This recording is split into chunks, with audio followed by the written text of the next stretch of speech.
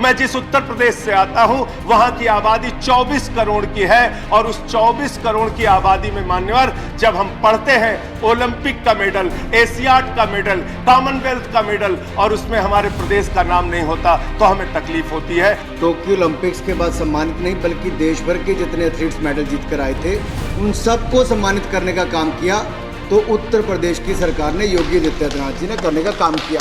फिर से आपके माध्यम से इस बिल का समर्थन करते हुए सरकार से अनुरोध करूंगा, हमारे खेल मंत्री जी से अनुरोध करूंगा कि ये जो खेल का बजट है ये ऊंट के मुंह में जीरा है, इस बजट को बढ़ाइए। बहुत सारे ऐसे खिलाड़ी हैं जो अर्जुन अवार्डी हैं, जिनको बड़े बड़े अवार्ड मिले हैं, जिनको बड़े बड़े मेडल मिले हैं। ऐसी कहानियां पढ़ने को मिलती है कि वो अपना मेडल बेच के कहीं मूंगफली बेच रहे हैं, कहीं चाय की दुकान लगा रहे हैं, कहीं ठेले लगा रहे हैं, कहीं सब्जी बेच रहे हैं। ये जो खबरें आती हैं मान्यवर, ये दिल को दुख देती हैं, तकलीफ देती हैं। मैं जिस उत्तर प्रदेश से आता हूं वहां की आबादी 24 करोड़ की है और उस 24 करोड़ की आबादी में मान्यवर जब हम पढ़ते हैं ओलंपिक का मेडल, एशियाड का मेडल, कॉमनवेल्थ का मेडल और उसमें हमारे प्रदेश का नाम नहीं होता तो हमें तकलीफ होती है। इसलिए मैं अनुरोध करूंगा कि खेल की ओर ज्यादा ध्यान दीजिए, खेल का बजट बढ़ाने का काम कीजिए। बहुत बहुत धन्यवाद माननीय।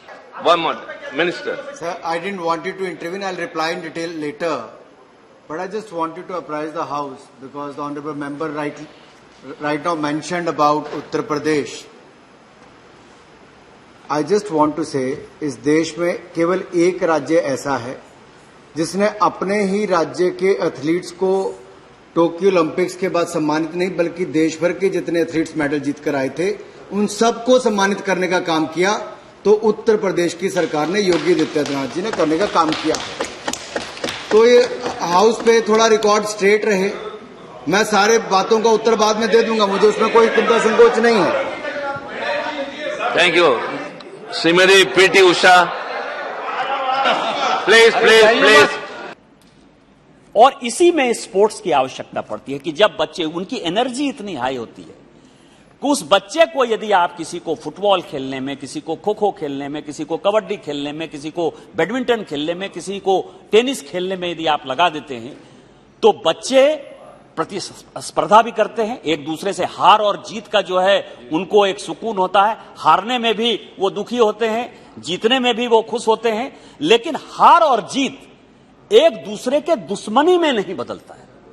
और जब इस तरह से हारने और जीतने का एक मानसिक प्रभाव आपके शरीर पर पड़ता है, आपके दिमाग पर पड़ता है, तो वो स्वस्थ बच्चे जो है भविष्य में, ये नहीं कि वो मेडल ही जीते, वो देश के लिए खेलें ऐसा भी कोई जरूरी नहीं है, वो यूनिवर्सिटी के लिए खेलें ऐसा भी कोई जरूरी है नहीं है।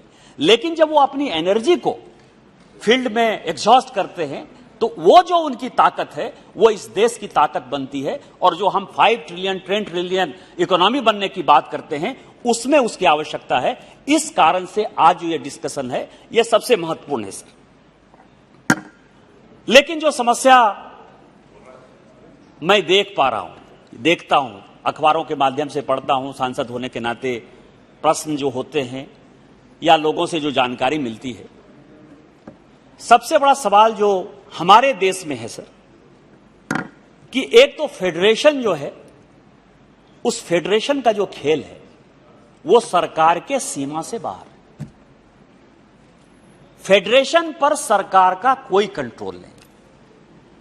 उस फेडरेशन में कौन मेंबर बनेगा, कौन अध्यक्ष होगा, कौन उपाध्यक्ष होगा, और वो फेडरेशन किस आधार पर खिलाड़ियों का सिलेक्शन करता है यह भी सरकार की सीमा के बाहर है।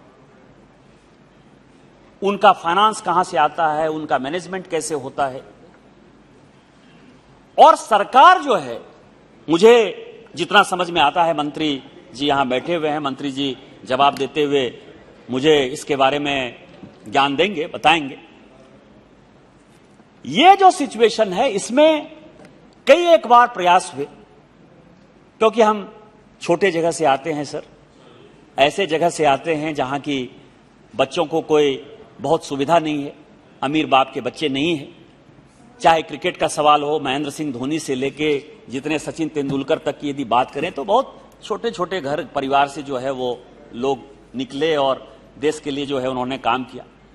मैं जहां से आता हूं सर, आप समझिए कि हॉकी के लिए हमारे लड़के और लड़कियां, झारखंड के जो बच्चे हैं, वो लगातार अच्छा करते रहे। आर्चरी में लगातार बच्चे आगे बढ़ते रहे।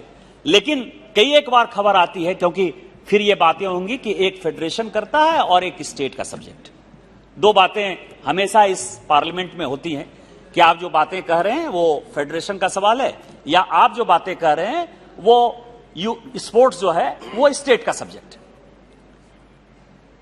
ये हम और आप कानून बनाने वाले समझ सकते हैं, लेकिन जो बच्चे खेल रहे हैं सर, उनको तो एक मन में आशा है, आकांक्षा है, उत्साह है कि वो इस देश के लिए खेलेंगे। उन बच्चों के पास ना अच्छा स्टिक है हॉकी का, ना अच्छे जूते हैं।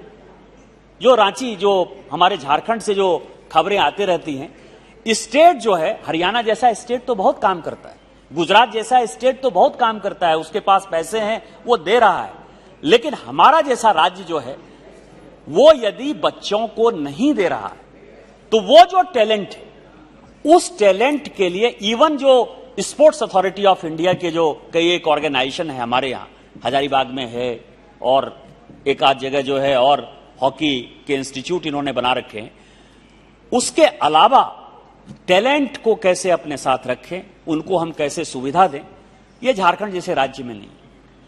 तो यदि सरकार नहीं करेगी, फेडरेशन नहीं करेगा, तो हम यहां से क्या करने वाले हैं?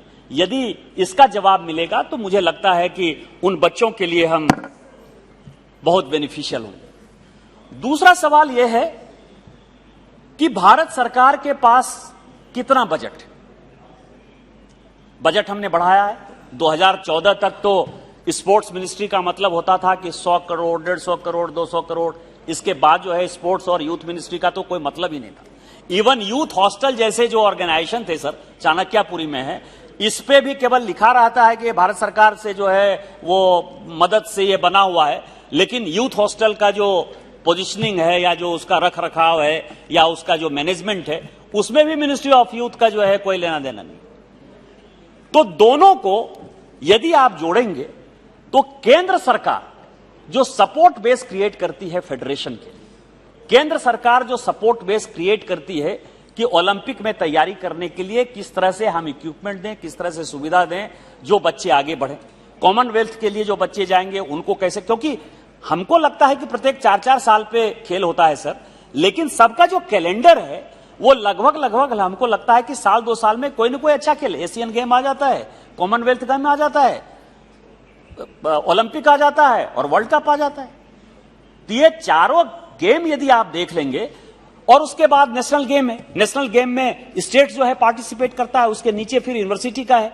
तो ये जो कैलेंडर है, इस कैलेंडर में हम सालों भर किस तरह से स्टेट के कोच को अपने साथ रखते हैं, उनके प्राइवेट कोच को अपने साथ रखते हैं, केंद्र के कोच को अपने साथ रखते हैं, केंद्र के इंस्टीट्यूट का क्या रोल होता है, फेडरेशन के इंस्टीट्यूट का क्या रोल होता है, और हमारा जो स्टेट है इसका केंद्र स्टेट के कोच का या फेडरेशन का क्या रोल होता है, इसके बारे में जो है कोई क्लैरिटी नहीं। और यदि यह क्लैरिटी नहीं होगी सर, तो हम पैसा कुछ भी खर्चा करते रहें, इसका जो, क्योंकि हम उस दिन प्रश्न में जो है बहुत चर्चा करते हुए कह रहे थे कि इतना दिन हो गया, हमने ये 10 पदक लिया, हमने 13 पदक लिया, हमने 14 पदक लिया। इस बार माननीय प्रधानमंत्री जी के जोश के कारण आपको मैं बताऊं कि ओलंपिक में भी हमने बहुत अच्छा पदक लिया, और हम जो है पारा ओलंपिक में भी बहुत अच्छा करके आए। और अभी जो कॉमनवेल्थ गेम चल रहा है उसमें लगातार जो है हमारे बच्चे बच्चियां लगातार जो है गोल्ड, सिल्वर और ब्रॉन्ज जीत रहे हैं। भारत का नाम बहुत आगे बढ़ रहा है, कर रहे हैं सर।